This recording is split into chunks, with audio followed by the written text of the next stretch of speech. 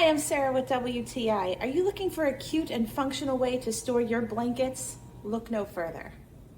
This beautiful basket is perfect for all kinds of uses around your house.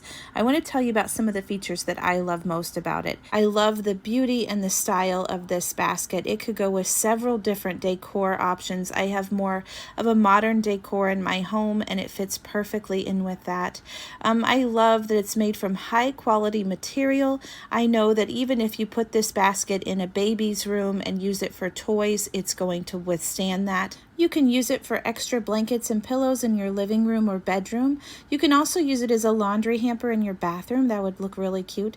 But what I love about it is how durable. You can use it for any of these options and it's going to last you a long time, even if your kids are pulling and pushing it around.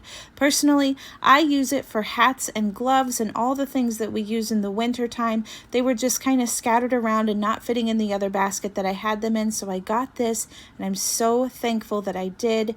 It does exactly what I needed it to do.